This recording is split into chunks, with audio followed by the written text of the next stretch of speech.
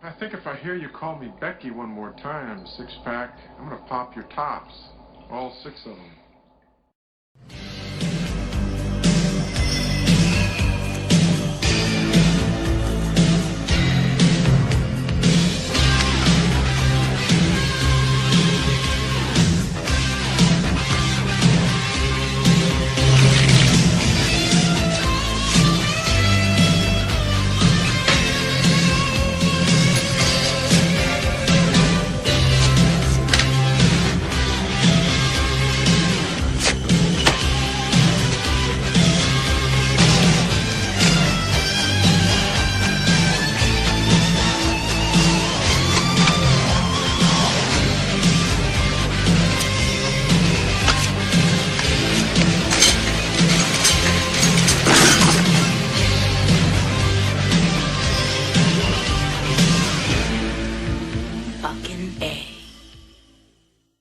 Hey, this is Matt once again. What about to another video?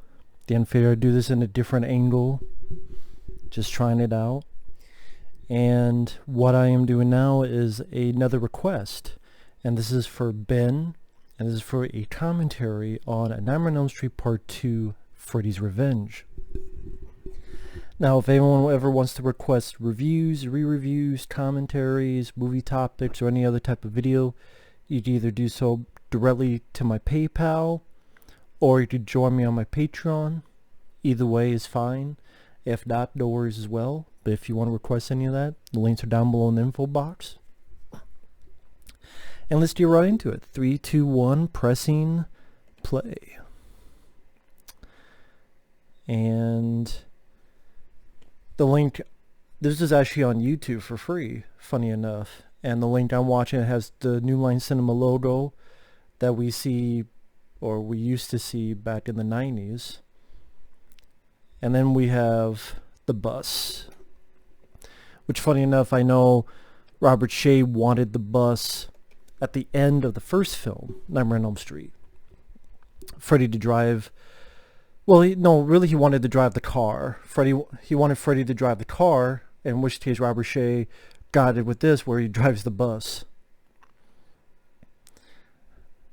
I love the way this starts. I am a fan of this film.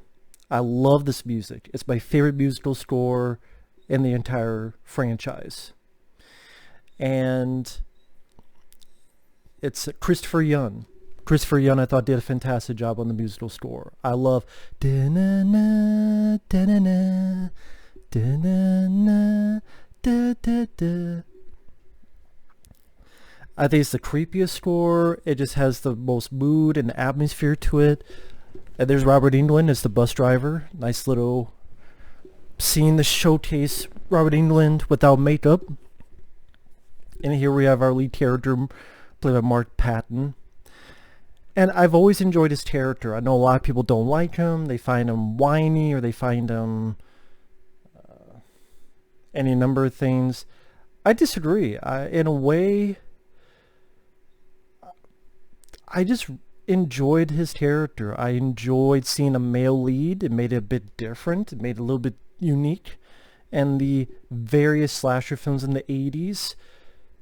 Think about all the slasher films that came out in the 80s. Now name all the ones where a male was a lead. Very limited amount.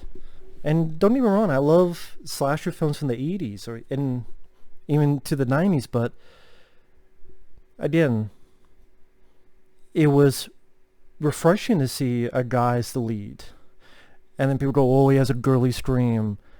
That never bothered me in this. I mean, if I have Freddy Krueger coming out of my body, or I'm waking up to a dead body and I got the Freddy glove in my hand, I would scream like a girl. In fact, I would scream like a bitch. In heat. I think Mark Patton did a great job, and it's sad that I know that the person is gay in real life, and sad to say he was a bit worried about that. He was a bit worried that he was a bit worried things would go wrong with it, that he would be chastised and discriminated and any number of things. I wish he would have taken the chance. I mean, I think he's a good actor. It's sad that he didn't get to have a lot of roles because of that. I know he did a documentary. I never saw the documentary. I think it's called Scream Queen, but I never got to see it. I would like to one day. And I think this movie's underrated. I never got the hate for it. I enjoyed the set pieces, this included, with the bus. I like coming up in a bit where it's peering over this large cavern, teeter-tottering about. It's a great way to open the movie. It's like, oh shit, what's going to happen next? And I thought the director handled it fairly well. The director before this had done the 1982 film Alone in the Dark. And he would go on to direct films like Wishmaster 2, The Hidden. Hidden is one of the better ones. Jack Sholder is the name of the director. And I know this is labeled as, it's the gay one, it's the gay one. Fine.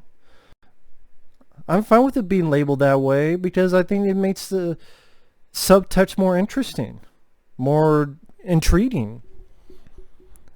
And even if you don't want to look at it that route, I think it's a good possession story. I thought that was interesting. And I know people are like, well, that's not Freddy Krueger, that's not Nightmare on Elm Street. Well, number one, Nightmare on Elm Street was only one movie at this point. It was only one film. And there wasn't a tremendous amount of mythology. So I tried to do something different. It backfired because a lot of people didn't like it. They went back to the well in part 3. They did a great job. Then they made part 4, which is my personal favorite. And so on and so forth. But looking back on it, it was cool to see them do something interesting. I do find this interesting. I always looked at it as Freddy. He failed in the first one because Nancy took back her fear, her power that I gave to you.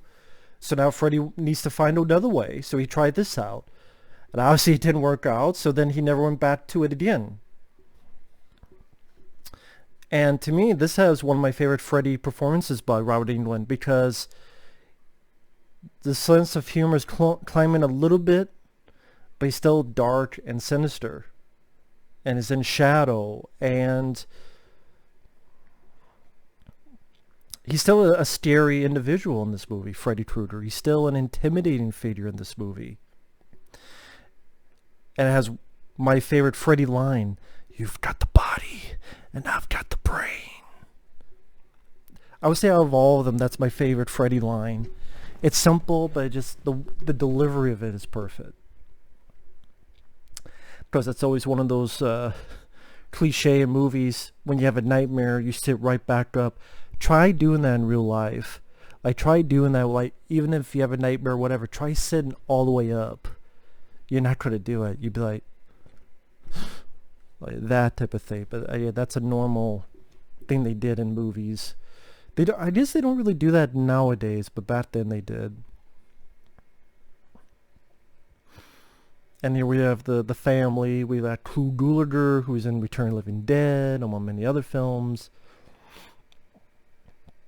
We have the mom, we have the dog, the little girl.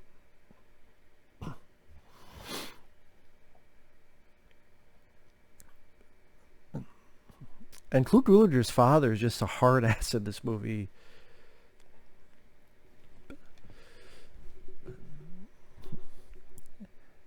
And they even made up a type of cereal, this Fu Manchu's cereal. I'm surprised no one has done in real life. I mean, they make all sorts of products based on movies. I'm surprised they haven't done a Fu Manchu's cereal.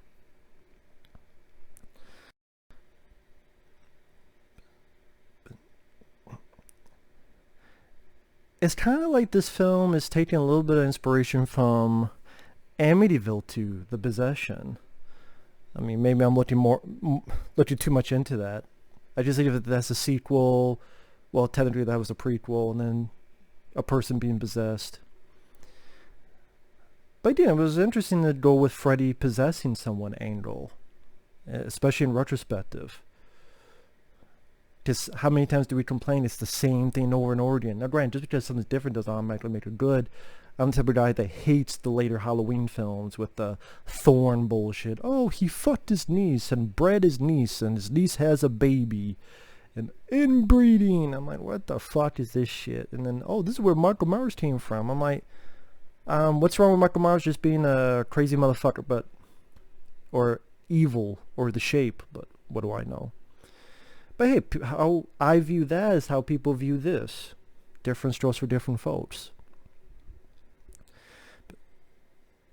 And I like the actors in this. Mark Patton, Tim Myers, I believe is her name, which reminds me a little bit of Meryl Streep in a good way. Robert Rusler is very likable as Grady. I thought they had, fun personalities and they were likable. Mixed in with a great Freddy performance by Robert Englund that's still dark and sinister. So I thought some really good special effects like the transformation scene. I did make it refreshing that's a lead guy as the star of it. Ooh, he's gay. Who gives a shit? Who gives a fuck? I don't give a fuck. There's Marshall Bell as the coach. Marshall Bell's been in a lot of stuff. I mean, from that movie Virus from 1999 to... I think he was in Starship Troopers. But you look at Marshall Bell, you realize he's been in a lot of movies.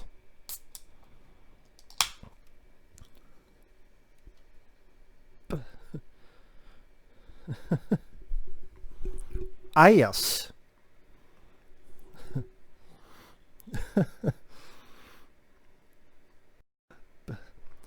Stop that ass grabbing. Stop that horse. Uh-oh, here's Marshall Bell and put down the law with his Adidas t-shirt. See, nowadays that'd be considered promotional material. Adidas. Go shop Adidas. Now, funny enough, this scene will be replicated later on in the movie. And it's the same shop because they have the same clothes, even though later on they're supposed to have different clothes. Unless that same day they decide to go back and put on the same clothes. But yeah, you'll see that shot later. A little bit of a continuity gaffe later on. Like, not here, but later on, the same scene. It's like, wait a minute, they have the same clothes.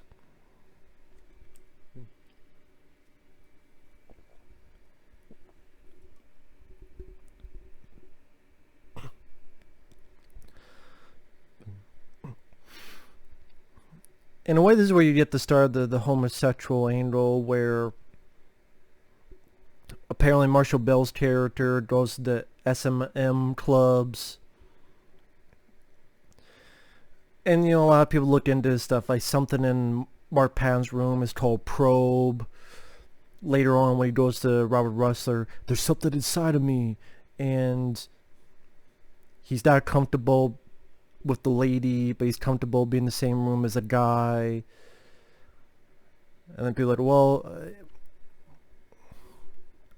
Then the writer said, oh, he did that on purpose. But then you're wondering, okay, is he saying that now just to get brownie points, or was he full of shit and he didn't know what the fuck he was doing, and it just inadvertently led into this?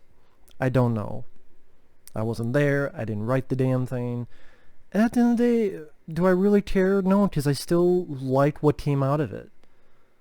It makes the story interesting. It makes the character a bit interesting to me. You can look at it as just, he was a guy who's at the wrong house. And the character I kind of almost feel the most sorry for in the franchise. Well, no, that'd be Ken Satos as Kincaid, because I wanted him to live. That's the one... Elm Street 4 Dream Master is my favorite, but that's the one thing they should have had Kincaid live. If the other Dream Warriors have to die, at least have Kincaid live, man.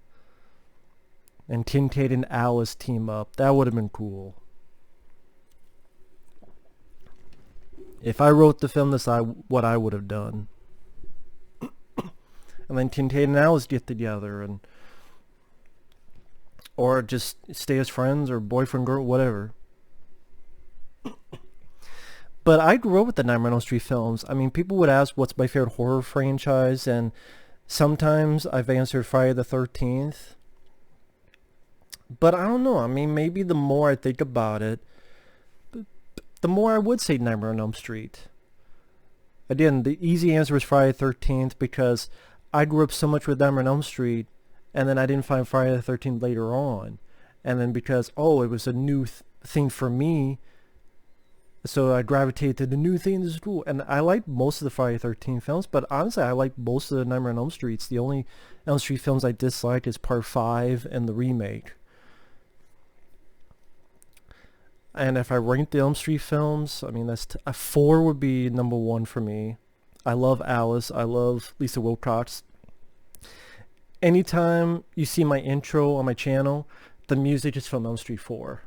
And the lady that goes, fucking A, at the end of my intros, that's Alice, Lisa Wilcox from Nightmare on Elm Street Part 4.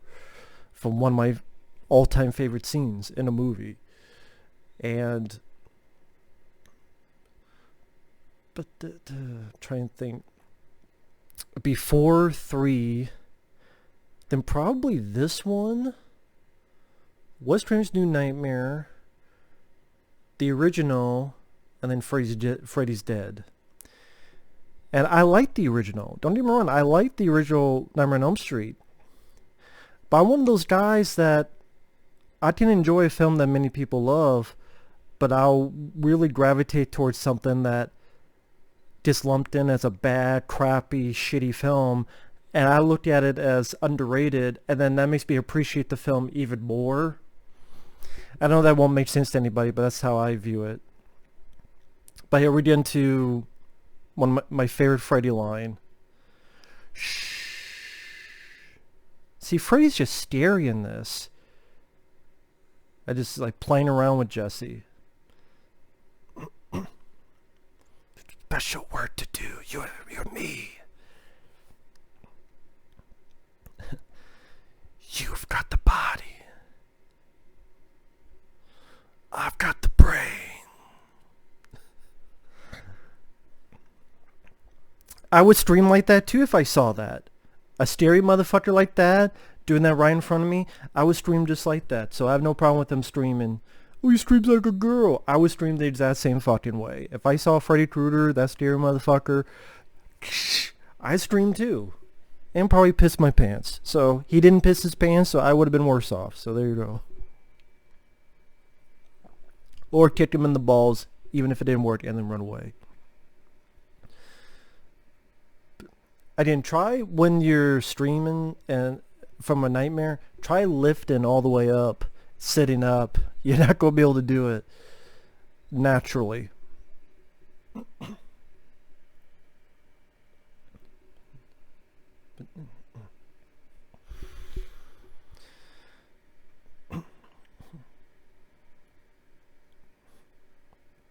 But yeah, the movie itself,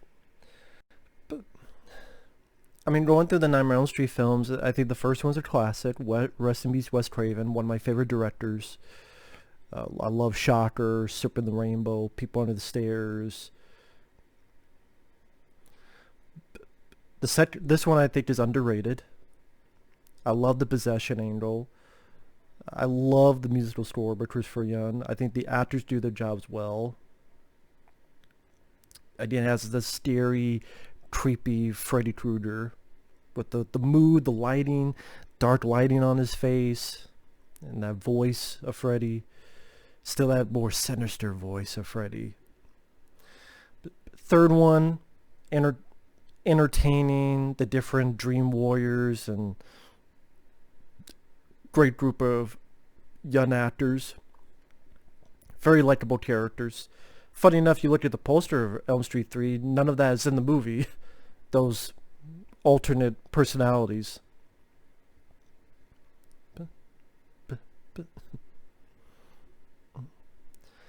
I scream if a fucking python was around my neck.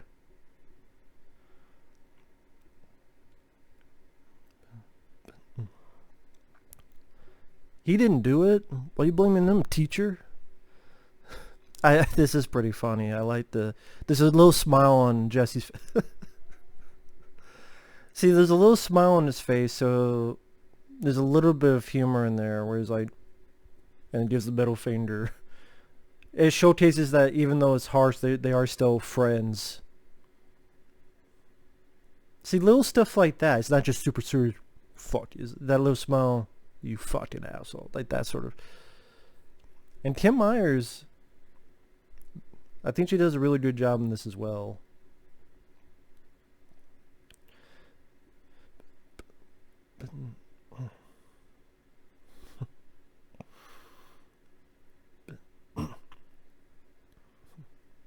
That's an ugly ass couch. That's an ugly ass couch. What the fuck? It's like shit brown and brown flowers. That parakeet ain't gonna make it.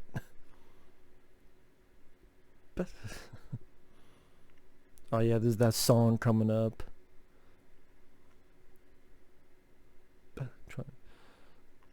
Man, remember tapes? Before well, nowadays a lot of people don't use CDs. They use put on YouTube or MP3s.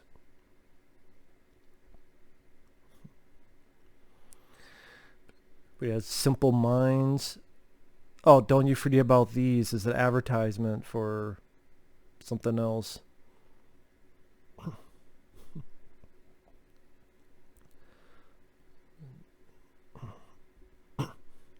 Yeah, Coca-Cola can in the background there. Ugly outfits, I'll say that. Some ugly t-shirts. And what is that hat? Like, what is the red, white, and blue hat? I don't know what the R. What does R stands for? Is that like a baseball team or something? If I didn't know anybody, I thought it'd be a Pepsi hat, because, you know, red and blue and, you know, R. Rockets or...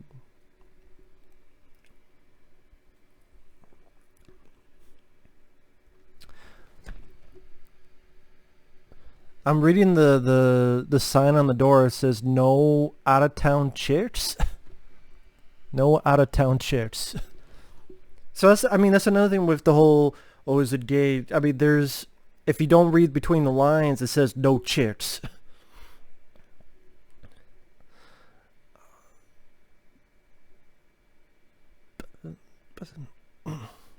But at the same time, that's not the writer doing that. That's the art direction. So maybe everybody just came in and accidentally made all that come to be. Because then, like Probe, that's not going to be a writer going, okay, there is a game called Probe, you know, right next to the diary. But I wonder if it was one of those things that the notion was put out there and then you could just look for anything. Oh, the stuff on his shirt, they're crosses, and, you know, if you squint though, it could look like a dick and two balls. And look, back there I see a heart on the window. So heart, what does heart stand for?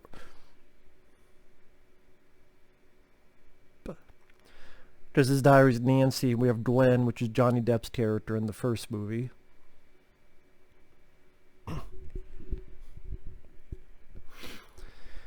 It's funny, we never saw Nancy write in this diary in the first movie.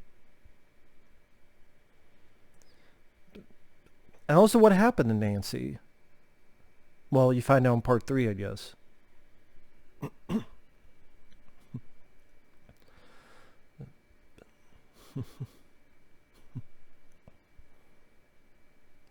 Uh-oh.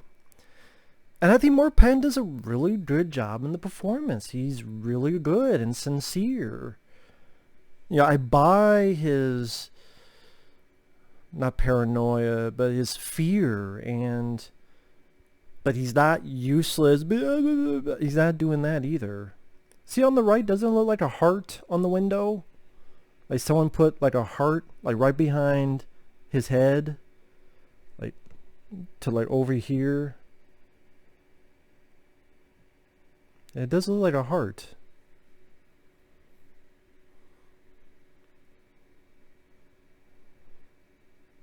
Now he says Nancy went crazy, saw her boyfriend. Yeah, I keep harping. The music is really good in this.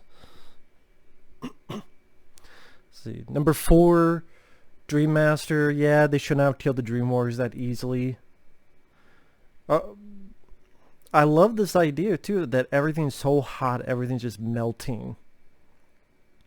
So it's like Freddy's slowly trying to get into this world and is affecting everything around Jesse. So like everything's melting. I love this effect with the record. Yeah, that's really cool. Nice visual note.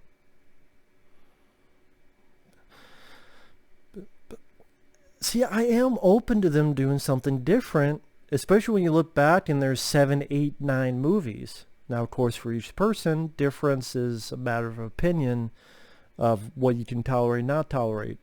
For example, I love Jason Goes to Hell. I love that it becomes an action film. I love that it becomes a story of a guy rescuing his baby and not just we have to survive or we don't know what's going on until the last 15 minutes and then we gotta survive. I like that it was a story about a rescue, a father trying to save his baby. I like Johnny LeMay.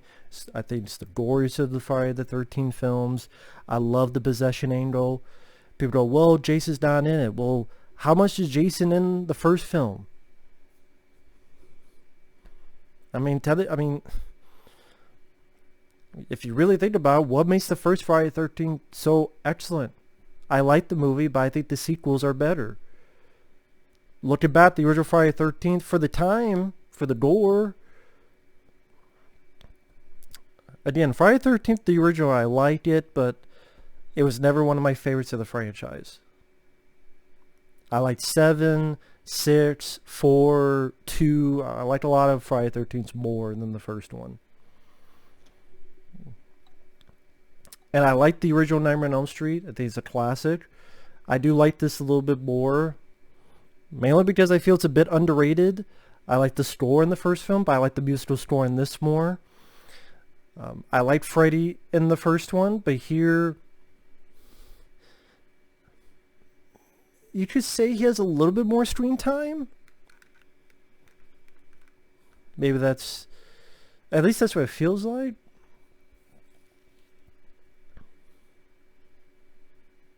But yeah, my favorites are 4 and 3. There's Robert Englund again. Put it on. Try it on for size.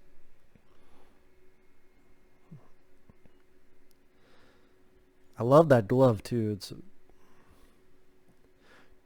kill for me.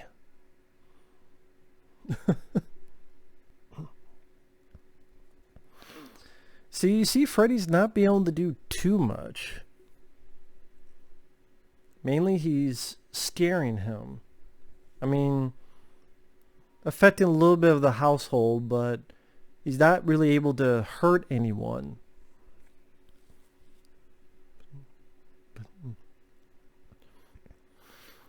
I mean, people say it's ridiculous. It's not as I mean, if this is ridiculous, then you just say everything in Nightmare on Elm Street films are ridiculous. I mean, the whole notion is ridiculous. I mean, the whole notion of the first film is ridiculous. A guy killing people in dreams. That's not a real thing. And, well, this can't happen. Why not? Why can't it happen? If you're dealing with a guy that can go into dreams and live in that world, where is Freddy in when he's not worried about dreams? He's in some other realm, right? Maybe he's bored and off. What the fuck else is he going to do? He wants to try different things. So he tried this. It didn't work because got cast out. And then he's like, fuck this, I'm not doing it again. You remember your dreams? Only the wet ones.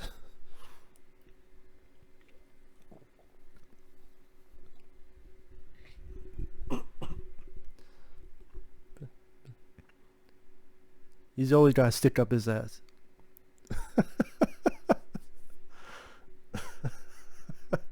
Love that reaction.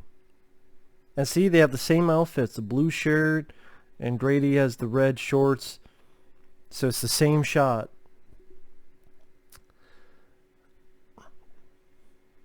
So, little continuity fuck up. I mean, what, they don't wear the same shirts they wore days ago? This is where you get the parakeet going crazy scene. I mean, in retrospect, I don't know if you needed this scene. I mean, it is one of the scenes that when people ridicule the film, they use this as a basis for it. I mean, it's an interesting idea that it gets so hot that the bird goes ape shit crazy.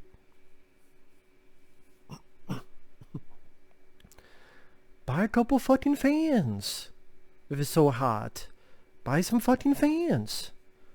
I don't know, maybe fans were expensive in the 80s. I think this was 85. Yeah, there were two birds, one killed the other, and now it's going, that bird, Tweety's gone ape shit.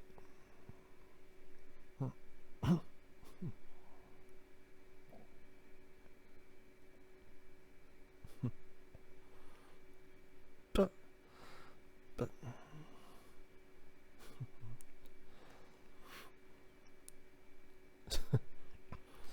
I mean, nice bird handling. I mean, it's a real bird. So that's just some fake. I've seen footage, not footage, but I've seen pictures. I think there was like a demonic parrot, like demonic bird that they were going to shoot, because I've seen pictures online, but I guess they thought it looked too silly, which I can understand.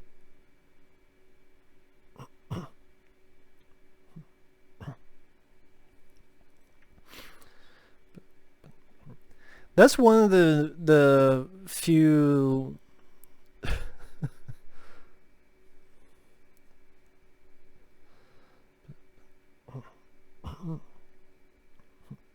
sorry, I'm just watching Clue Gulager's character. Still just a hard ass. How the fuck is he going to set this thing up? Firecrackers. How the hell is he going to put a firecracker in a little bird with no one noticing?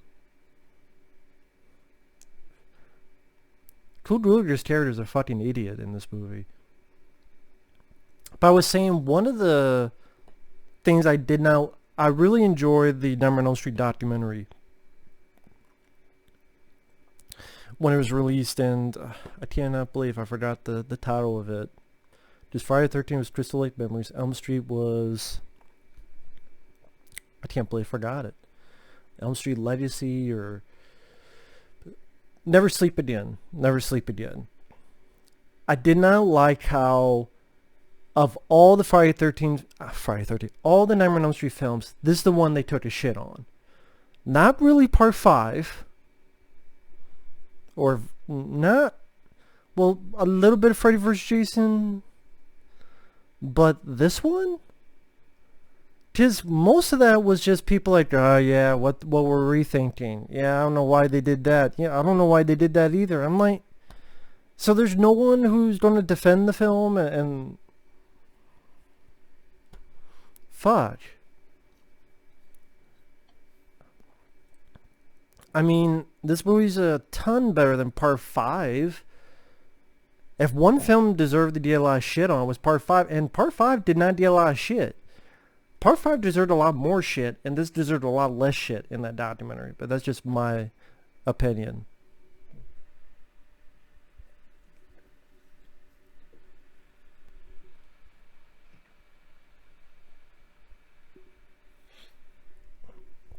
Sorry, I was itching. And now he's been led to this S&M bar.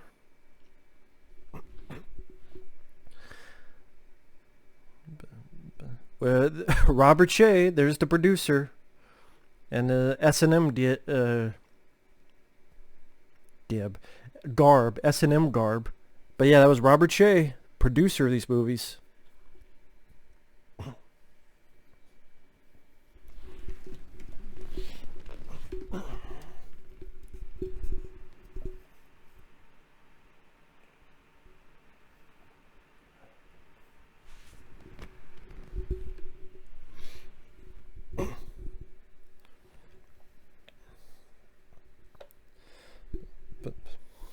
It's funny that the first thing Marcia Bell does is not call the cops or call his parents. It's to bring him all the way to the school and have him run laps. I mean, part of me is like, well, it's not your fucking business. I mean, you're not a police officer. You're not the parent. So what the fuck do you care, Marshall Bell? Unless he was going to do something more sinister that we don't know about, but... Why the fuck does... It's not Marshall Bell's responsibility. I mean... Maybe I'm wrong in that, but... He's not a cop. He's not the parent, so... And he's still got his S&M garb on. You know, it's funny, he brings out rope. Is he going to do something we don't know about? Is there some underlying theme? Was he going to tie Jesse up and have some fun? Think about it. He brings Jesse back to the school where no one's there.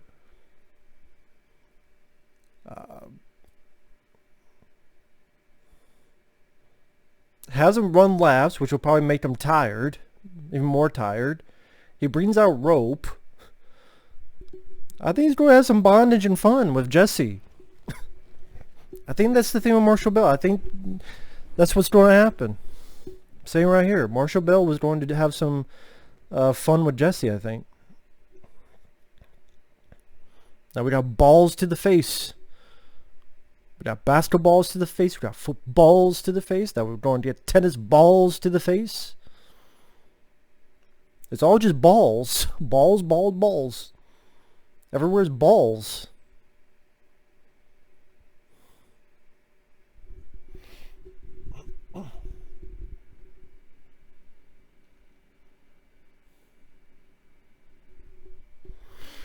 There's his Adidas shirt back there.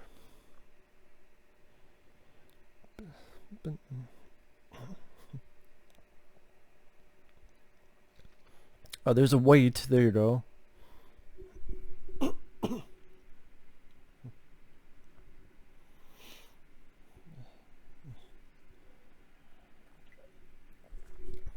But I was saying, like, part 4 of the Dream Master is my personal favorite. That's the one I grew up watching the most.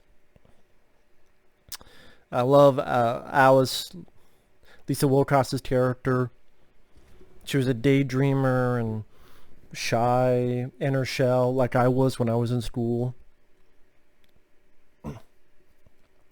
Part 5 is a clusterfuck. If you want to hear more thoughts, I have reviewed all the on the channel here on YouTube. Always been strange why Freddy does this. Like, why does Freddy take his clothes off and whip him in the ass? Like, is this Jesse doing this, or is it Freddy doing this? Like, Jesse's gonna whip him. Neat idea that Jesse... We get the idea he's transforming. Now, they did not start with Robert Englund. Robert Englund was not cast at first in the sequel. They thought, we could just hire anybody. Now look how this guy walks. He walks like he's got shit in his pants. He's just walking like... And it's like, okay, you could tell that's not Robert Englund. And they went, he walks like he shit his pants. Give Robert Englund back. Nice makeup effects there, and this shot. I Scream 2. 3. I Scream 2, man.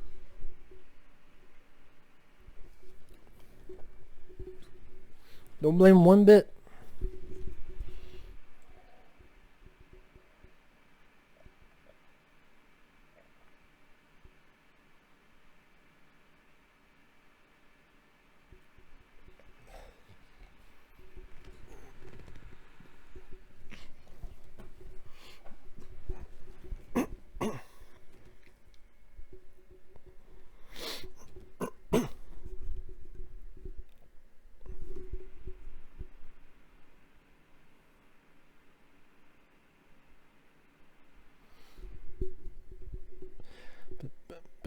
I guess in this instance, I can't really be mad at Clu Gulager wondering if he's taking drugs. I mean, if cops find him naked in the street while it's raining, drugs are a thing to think about, so I can't really blame Clu Gulager's thought process on that.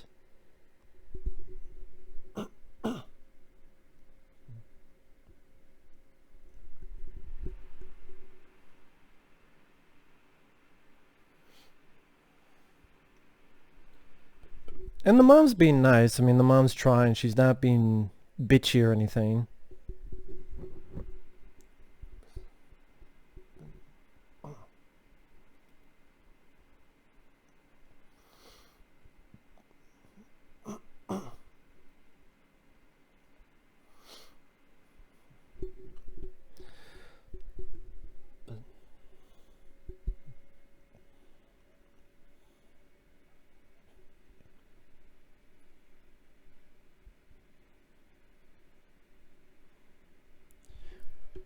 I was trying to think, what the hell was that on Clu Gulager's sock? It looked like some piece of red on his sock. I don't know. Just random thought. Okay, now we're getting to the school here.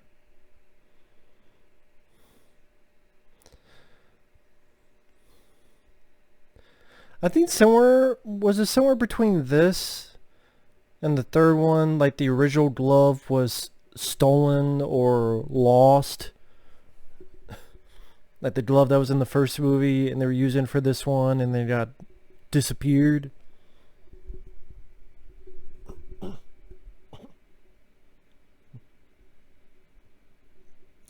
Back before the days they could do fingerprints. And that's the thing with Nightmare on Elm Street films. Elm Street films were never really known for big body counts. I mean, that was the thing about Nightmare on Elm Street movies. I mean, there's a lot of slasher films, a lot of bad ones, but also some good ones. I mean, there was My Bloody Valentine, which is a great slasher film. Fade to Black. There was, I liked what was it called? Andrew Davis did it. The Final Terror I enjoyed. Most of the Friday the 13th films I enjoyed. Technically Chainsaw Massacre 2 in a way it's a slasher film in a way. Some of the early Halloween films, I mean, but these, you could be very surreal. You could have scenes like this where he opens up a door and there's a little girl jump open. Fuck you doing here, bitch? The fuck you doing in my room? And what fucking room is this where it's just a bunch of toys on the ground? Like, whose room is this? Whose room is just all these toys on the ground?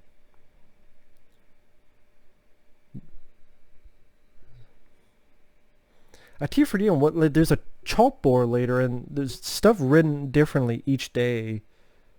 And I wasn't able to read what the hell was on there.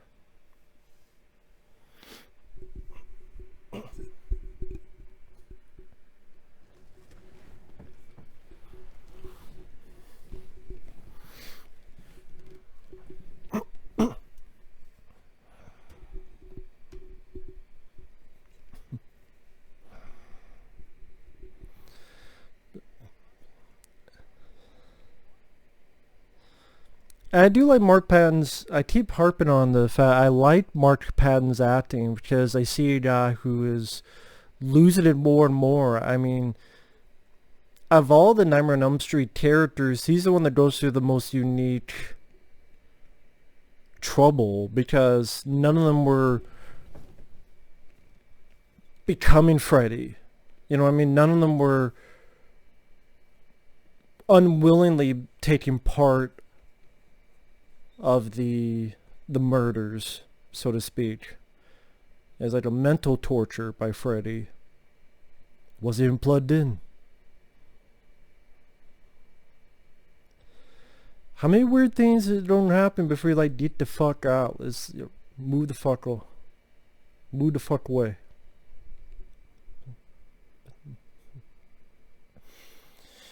But yeah, I like Elm Street 4. I love Lisa Wilcox's character of Alice. Love the death scenes. The Roach Motel death, I would say, is my favorite kill in the Elm Street films. And love the soundtrack. Anything, anything, anything. Or, like I said, the music I use in my intro time and time again. I really enjoy, let's see, Rennie Harlin's direction really popped out with me at Elm Street 4. Elm Street 5, it was just, okay, now we got Freddy and a baby Freddy, and then interesting idea that you do utilize an unborn child that's in a perpetual sleep. So if he's perpetually dreaming, that means you could kind of use that to a horrific effect. But it didn't know what tone it was. It wanted to be dark imagery, gothic, but then Freddy looked the worst in Elm Street 5. The makeup I thought was the least effective in Elm Street 5. And Robert Englund was just more jokey than any of the films. You just, bon appetit. I mean, you're supposed to be this gothic dark imagery, but then compared to Freddy being a game show host on pills or something. And that one, I mean, the death of the motorcycle was fine. The other deaths, like the comic book and overstuffing of food, like, to me, the lady that gets overstuffed with food, to me, is the worst death scene in Elm Street film. At least they didn't kill off Lisa Wilcox. But she didn't have anything to do, sadly, but at least they didn't kill her off, so I appreciate that. Freddy's Dead, I've always enjoyed Freddy's Dead. I think it's entertaining film. Yeah, I don't know where the fuck the dream creatures came from either, but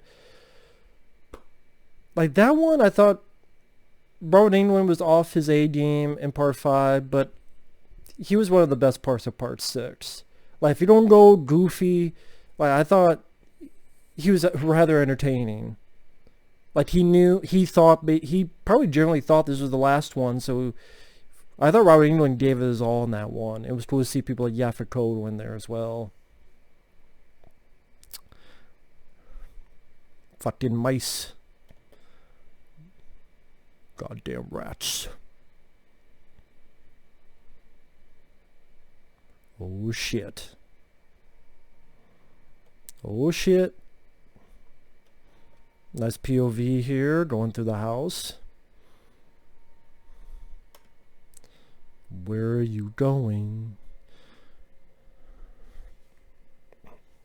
Where the fuck are you going?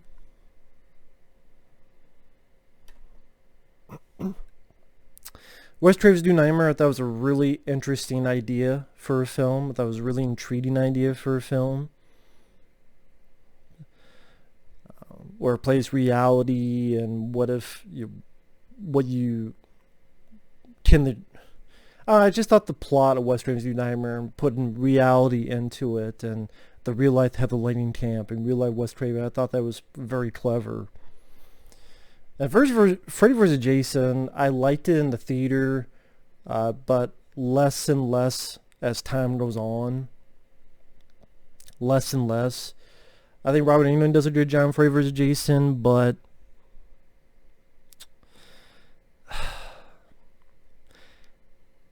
the human characters are the worst in both franchises in Freddy vs. Jason. And Jason Voorhees could have been utilized and done a lot better. His kills were fun, but the way he looked is one of my least favorite looks of Jason. And the whole fucking water bit. Oh, it's supposed to represent drowning. Well, yeah, but when we've seen Jason go into the fucking water, why even go that route? How about have Jason be the only one that Freddy can't get to? And gets him to sleep, but then he's the one entity in everywhere, anywhere in the universe that Freddy can't find the fears of, which makes it the ultimate enemy for Freddy. Freddy didn't need to find a fear for Jason. Because if Freddy can control everything, what's the one thing Jason could have? To not be afraid of anything. So Freddy could do all he can. And then they have Freddy kick Jason's ass too much in the real world, and then they kick his ass too much in the fantasy world. It seemed like everyone involved with the movie was more pro Freddy than pro Jason. And I think it should have been more even balance. And Kane Hodder should have been in it. And keep his look from part 7, The New Blood, but anyway. Let me shut up, fine. I'll shut up, no problem.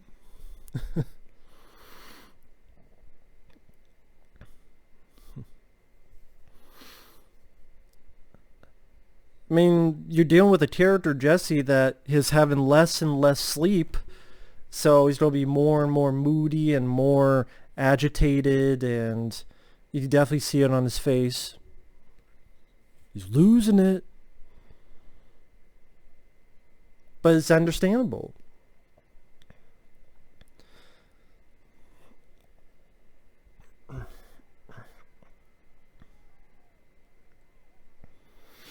There we go, party here, Tim Myers' party.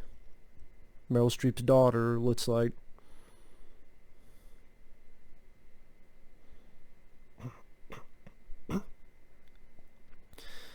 I think the Tim Myers' parents, they seem like cool people. They don't seem like hard-ass people. They seem fairly decent. Baby blue clothes. Baby blue shirt. Baby blue shorts. 80s hair. Hey, I'm jealous. I wish I had 80s hair.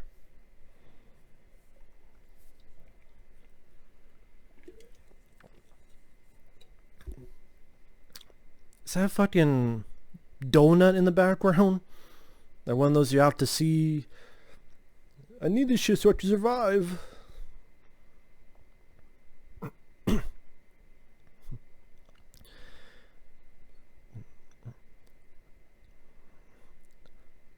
I like what they did with his eyes too, to make it even more so that he hasn't slept much. There's like a little bit of shadow or such under his eyes.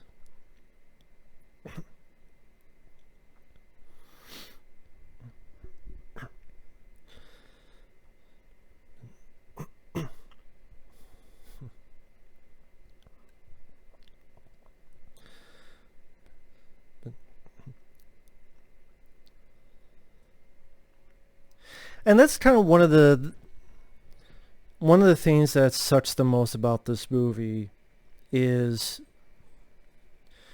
either people hate it, or when people like it, they only bring up the gay subtext thing.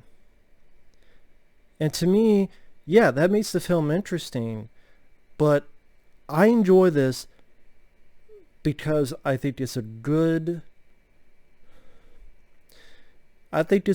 story. I really do. I like these two characters. I like these two main characters. I like the acting between the two characters. I like the musical score. I like the Robert Rusler, Robert Englund's performance as Freddy. When the kills happen, they're pretty old school. I mean, it shows Freddy can get down and dirty and graphic and be scary. I think there's a lot of more positive elements than just gay subtext. It could have that. That's one of the things that's interesting to me about it, but it's not the only thing interesting me about it. And I will admit, I'm a bit disappointed in Mark Patton, because my friend Mike OCP a long time ago, he had made a post explaining this very thing, that yes, it has this gay subtext and it's an interesting subtext, but there's much more to the film than that, in me and his and other fans of the movie's eyes, where we think the acting is good, we like the characters, we like the musical score, we like the effects. It was interesting to see a lead guy refreshing change of pace. Robert Englund's performance, the darker, some of the lines he has. There's a lot more merit to us than just that. And that's what Michael CP said. And Mark Patton took it wrong and chastised him for it on Facebook. And a bit disappointed in Mark Patton. He does seem like one of those guys, sadly, that... yeah, he was steered out of Hollywood because a lot of people were shitty and homophobic. But then don't jump the gun on people without knowing the whole fucking story, Mark. Okay? Actually listen to the whole fucking thing. Or this place, read the whole fucking thing. And jump to conclusions. Mike and me and others enjoy you as an actor. I don't care if he's gay or straight. It's fine either way. Yes, the gay subtext is interesting, dynamic. It did give it a bit more depth and levels compared to other films. But that's not the only reason we liked the film. We liked it on some of its own actual merits that are part of other movies, which is acting, music, performances, characters, effects, your villain.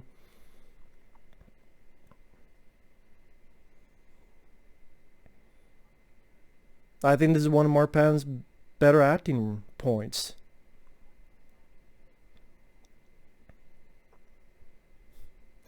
Well, that goes to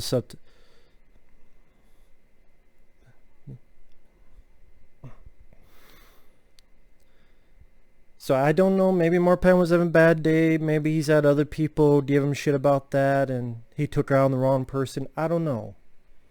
I wasn't there. I still think he did a good job on this. I think this moment here is one of his best points in the movie, acting wise, the emotion in the eyes.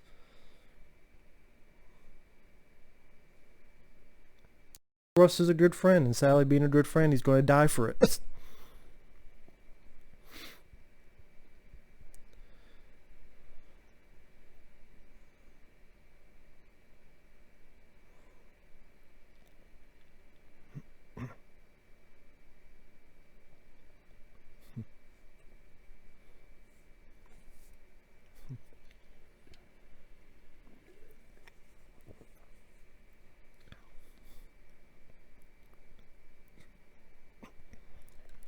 Kind of looking at the posters. Can't tell what the posters are.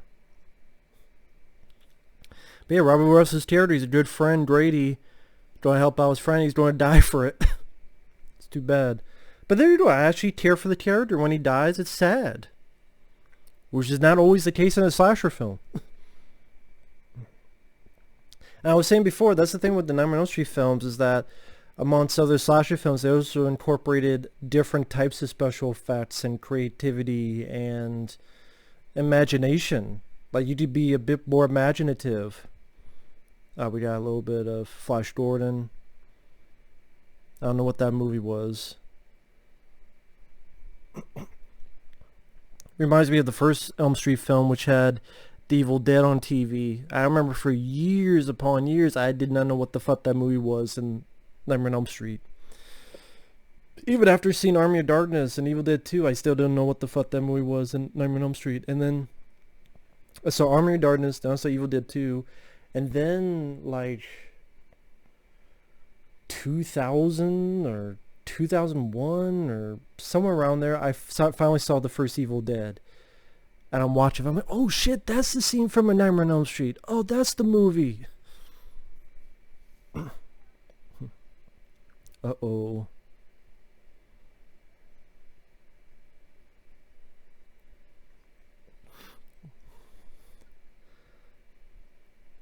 And these weird like whale type sounds in the soundtrack.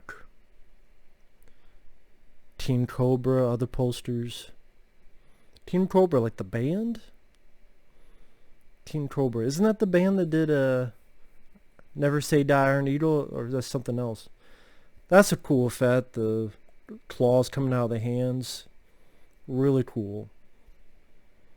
Definitely the best special effect in the movie. This transformation scene. Oof. The skin. Limal, isn't that the guy who did the Neverending Story? Or is that another, no, that's another name, isn't it? Was it that poster? Ugh.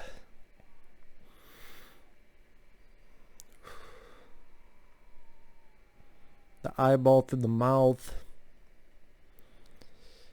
Yeah, Jesse has gone bye-bye.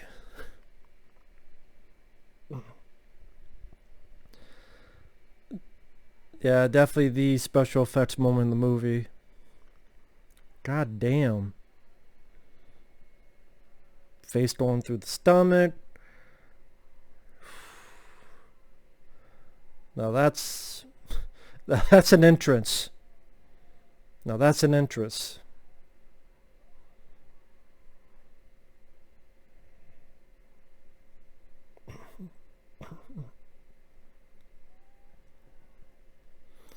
God damn. I think that guy, I think he's the dad in Ferris Bueller's Day Off. I might be wrong though. Might be wrong on that.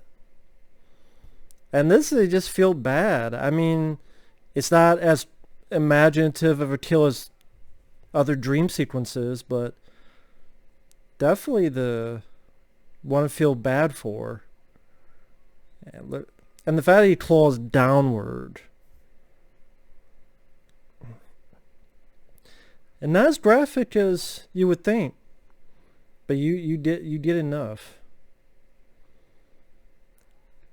And stuff like this is what I like the most about this film. That's a twisted psychological thing, man. Like Freddy taunting him and laughing at him. And that's what makes me feel for the character a lot. Like Freddy made him kill his friend, literally. And Freddy just taunting him. Doing this.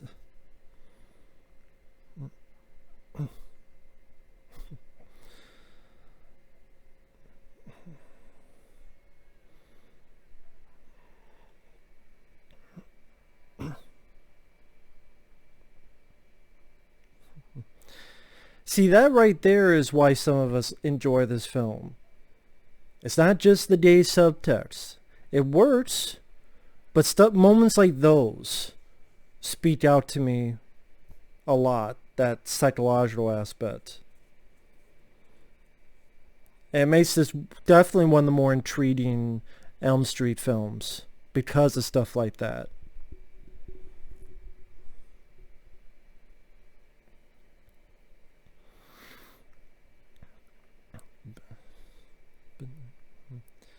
So yeah, I mean, it was, okay, maybe Mark Patton had a bad day or something happened, but when he did that, I lost a bit of respect for Mark Patton. Like, chill out, man. Not everybody's a fucking homophobe. Not everybody's out to get people who are gay. And that's not even what Mike was saying. He was saying that he enjoys both aspects, but everyone always concentrates on the one aspect and they neglect scenes like that, which is the psychological aspect. They neglect the psychological aspect. They neglect the acting. They neglect the score. They neglect the effects. They neglect all the other positives of the film and only concentrate on gay. There's more to this film. That's what Mike was giving a compliment, that there's more to this film. It's not just that. There's more to the film than that. Dickhead. Maybe you're not a dickhead in real life, but in that moment, you were a dickhead.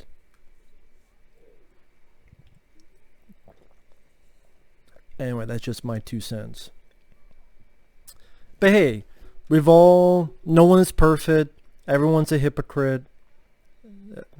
Some bigger, some lesser. I say that because, to me, there's no such thing as a perfect person. I did. Maybe he had a bad day. And I still think he gave a good performance in this. Like this scene with him and Lisa. I think it's really good acting. I really do.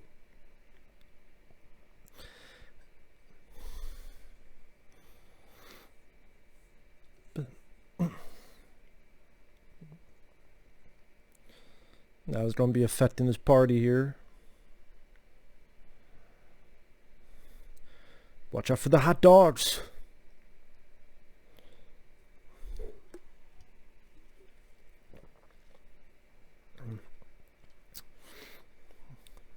You fucked up the hot dogs, man.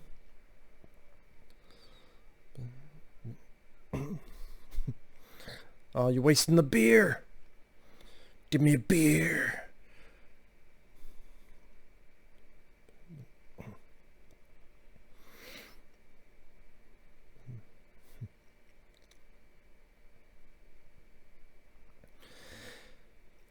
It does suck that in none of the sequels afterwards, you never find out what happened with these characters. And that sucks. You never find out what happens to these characters. So you don't know if they lived, you don't know if they died, you don't know if they just moved. Never mentioned again.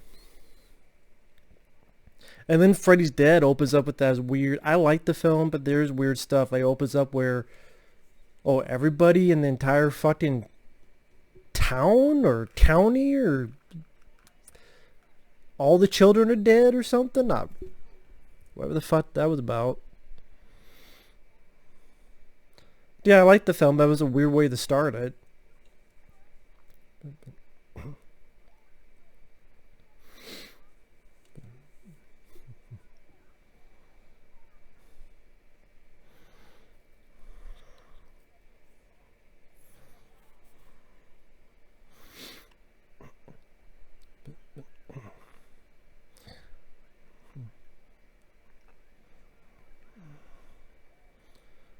Wow, we only got 20 minutes left in the movie.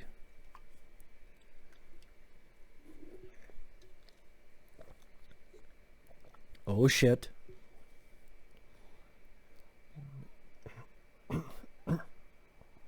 Oh shit.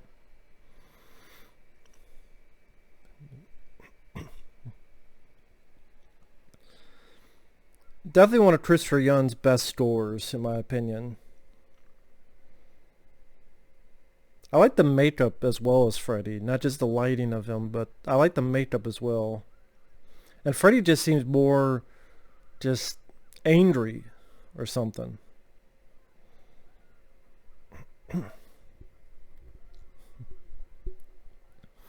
He bites her in the fucking leg.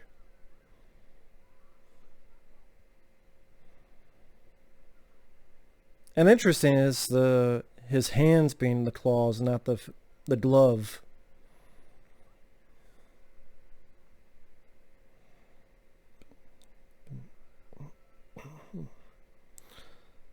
Maybe because someone stole the glove and then went, shit, we don't have a glove, so just have it on his fingers. I know there's more to it than that, but still. There's no Jesse. I'm Jesse now. You know, you guys watch it, you could break the window. Just break the window of the door. But, I mean, what do I know? They're looking through, like, this big window. It's like, break the window with your fucking elbow or a chair. Come on, Lisa, kill him. Kill him.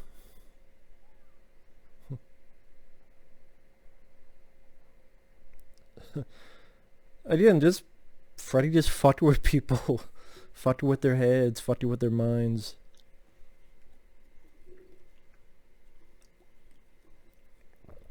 And Jesse's fighting a little bit.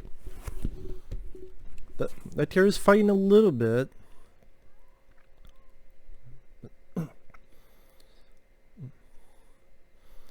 This is why Freddy...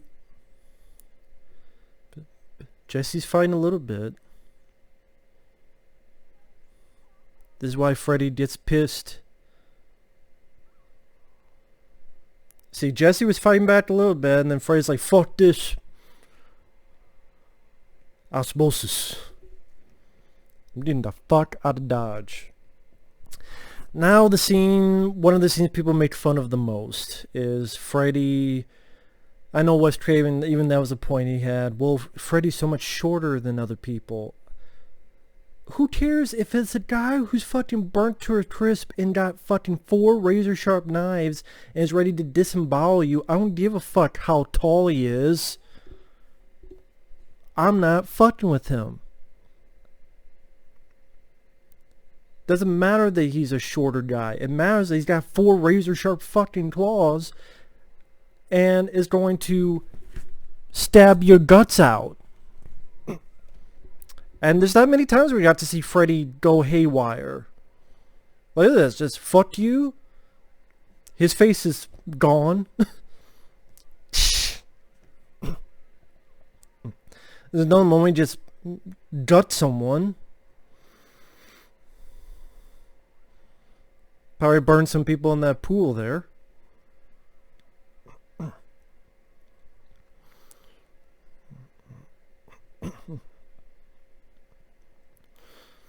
Up, you're dead.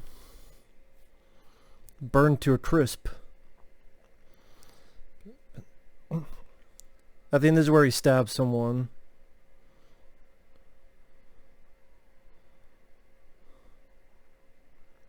Yep, right here. Boom. Yeah, that guy having a good day. Ready to rip his stomach out.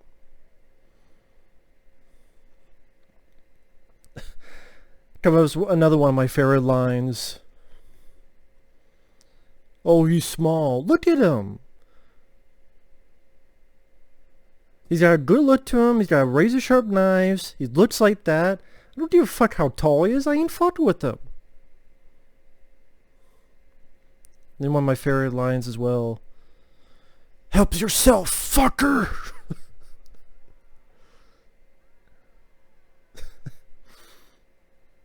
I love that. Help yourself, fucker. I love that.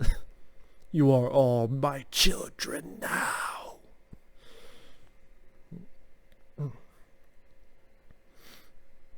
Fuck you doing, buddy? That shotgun ain't gonna do shit with me. Now that's some cool posing by Freddy. Look at that. It's like, the fuck you doing, buddy? You wanna fuck with me? I don't sweat you, bitch. I'm gonna get the fuck out of here. Get out of my way, motherfuckers. Sayonara and goodbye.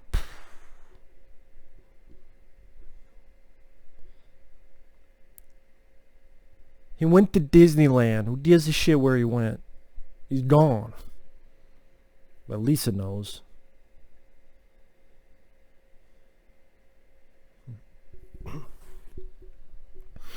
Gotta go to the power plant. Well, it's not really a power plant, but what was it, like I think the place Freddy used to bring kids to? Because some people tend to forget that Freddy was a child killer. I know people say he did other stuff with the kids, which they didn't really specify in the early films, but then in Freddy vs. Jason, he like licks the picture of the kid. But in the early films, they just mentioned child killer. But I guess you're supposed to look into the fact that there could have been more. But I mean, child killer is bad enough. Now, this is the weakest effects, I'll say. These human-faced dogs, definitely the weakest effects. They just don't look good at all. They really do look like just a fake mask. Wasn't there that kind of idea in the 70s Body Snatchers movie? Where it was a dog but with a human face? Or am I tripping? I haven't seen that movie in a while. But if I remember correctly, and it's in there, I remember it looked better than the ones in here. I mean, truthfully, you didn't need that at all. So, like, why the fuck do you even have that in there? I guess it's one of Robert Shay's ideas. Same with this rat thing come up. Like, you didn't need this shit. You could have easily just had her, like, if if I was a producer, I would have just been like, just edit the dog shit out. And I think there's a rat thing coming up. Just edit that out too. Like, keep this build up and Freddy's in the shadows and keep that stuff, but don't have the fucking dogs. And wait, I know there's a rat thing coming up, or did I miss it? Maybe I was talking through and I missed it. You know, you fucking... What do you fucking think? There's pipes all around. Of course you burn yourself. What are you doing? But... Like this I'm fine with her wound. You know, fuck her with her head. Like the wound with ants in it. That's fine. You could keep that bit in there. But that's fine. You keep that in. That works. But the dogs with the human faces does not work. Just look silly, goofy.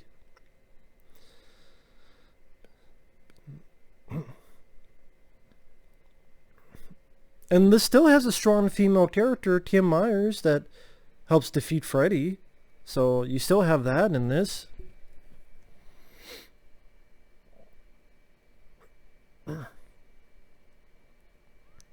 Oh, here's the rat. And then some like monster cat thing, like, why? You don't need that shit in there either. Like that almost falling bed, you can keep that. Like some of this you can keep in, some of them you can take out.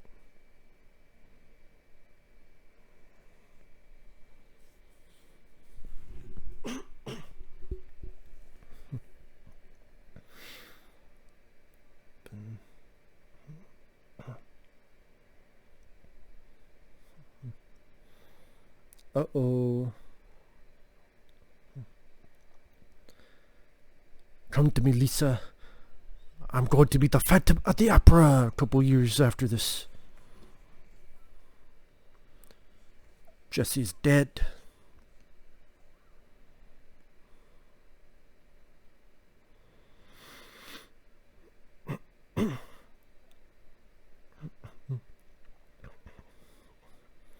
So it's both of them working together to stop Freddy. There's nothing wrong with that. It's the power of love. To the Huey Lewis song. It's the power of love. It's about in time. I'm sorry.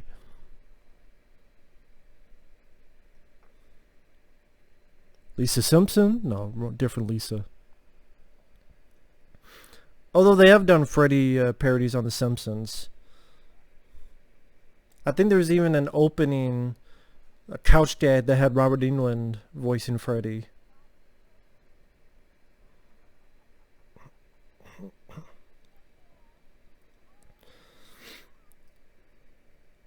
You know, that's one thing. They can do a better job on the Nightmare on Elm Street Blu-rays. I mean, there's no reason why the Elm Street Blu-rays, some of them have to have 2 films per disc. Like, those films deserve separate disc.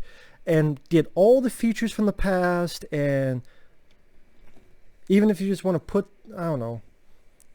Like, all those films could have been... You know how Scream Factory did the Halloween films? Whether you liked or disliked it, that's a direction someone should have done with the Nightmare on Elm Street films, especially when Wes Craven and others were alive. That's what should have happened with the Nightmare on Elm Street movies. But that's the weird thing with New Line Cinema is New Line Cinema had some big successes. I mean, it was the house that Freddy built. Then you go into the 90s. The Ninja Turtle films. Even the third film was a hit. Enough that there was talks of a 4th film. But the Ninja Turtles films were hits. Next Friday were hits. Mortal Kombat was a hit. Like, they had box office hits. And then you had the Lord of the Rings films. How massive those hits were.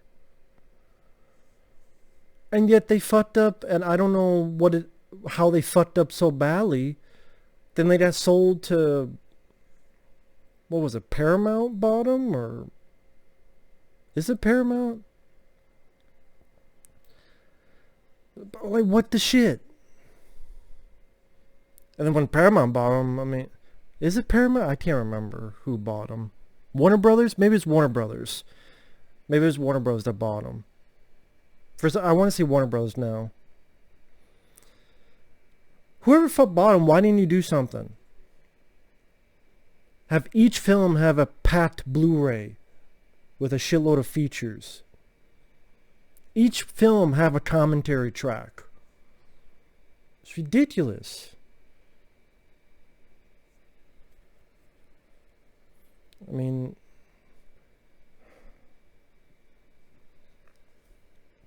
don't understand that. Just don't get it. But no, they have Elm Street 2, was it 2 and 3 on a disc and 4 and 5 on a disc? Or is it 1 and 2, 3, 4, 5, 6? I can't remember.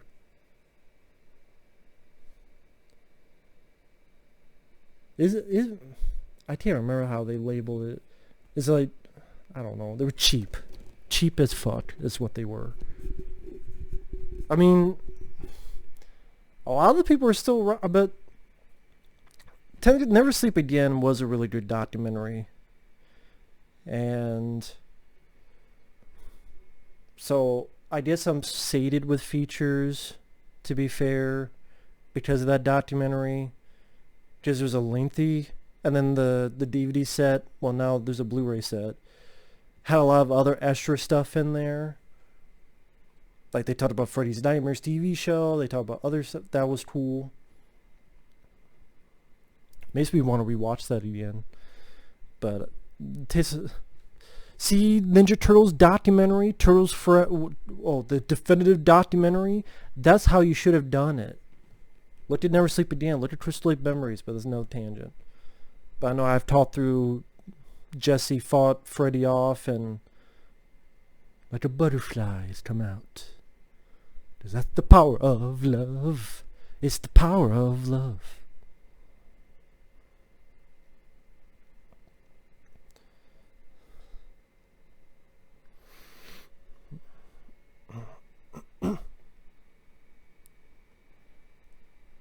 No, I don't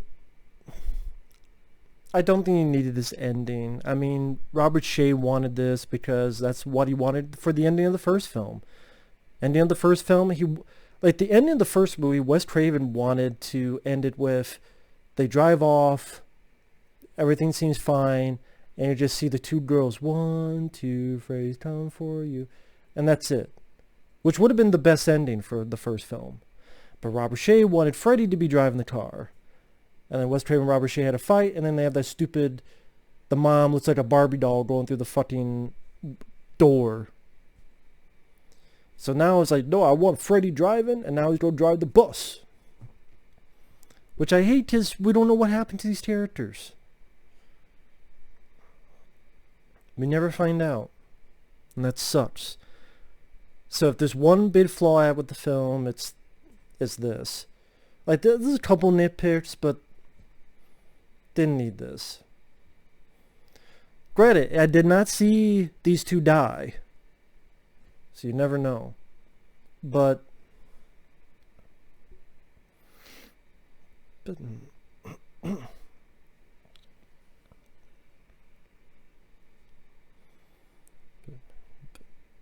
the driver's not Robert Englund. I don't know who this guy is, but he's not him.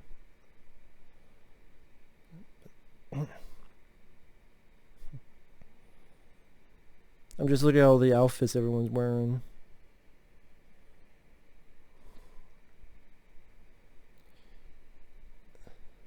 Here we go, right now. You tell there's a little jump. I'm sure that jump is an edit where they had to, okay, now we gotta make it so we can put the hand through. Because you watch closely, there's a little bit of a jump of the characters, and then the hand comes out. But yeah, I don't care for this ending, because you don't always need a sequel bait ending. I think that's an overused cliche. Now this song, do you ever see a dream walking? There must be something, how do I put this? I don't remember this song growing up in the end credits, because I remember it was Christopher Young's score. That da-na-na, da-na-na, which I prefer more than the song, to be honest. I don't care for this song. I know it's a classic song. I prefer the Christopher Young score. So maybe they didn't have the rights to this in certain DVD releases, or maybe the VHS. Maybe that's the VHS I remember. But in one of the previous releases, I swear it's Christopher Young's score here, not this song. If anyone knows that, please let me know. Just out of curiosity's sake. But I swear this end credits, it was Christopher Young's score, which again, I prefer more than this song. That's just me though. But yeah, we're getting to the end. We're about less than 2 minutes. Like I said, by the way, you never see the parents again. Like Clu Gulager or the mom or the little girl, so no final things with them. Which is interesting. Maybe to have had an ending dealing with the family, and instead of this sequel bait ending. Again, that's one of my only issues. But yeah, Kevin Yeager with the effects, really nice effects, other than the dog face, human face things. Great acting. I like the actor. I like the characters. I like the psychological aspect of it. I love the story by Christopher Young. I think Robert Englund knocked out of the park as Freddy. Got the body, I've got the brain. And overall, I think it's an underrated sequel, and it should get its due respect. Well, you don't have to, it's your pay. If you don't like the film, to each their own, but I still enjoy it. I've always enjoyed this film, and I don't think it's as bad as people make it out to be. So thanks for watching, take care, and we'll see you guys later. That's me being allergic to the bullshit of the hate the film gets. But yeah, if you hate it, that's cool. I liked it. Freddy's Revenge. See you guys later. See you in the next video. Bye-bye.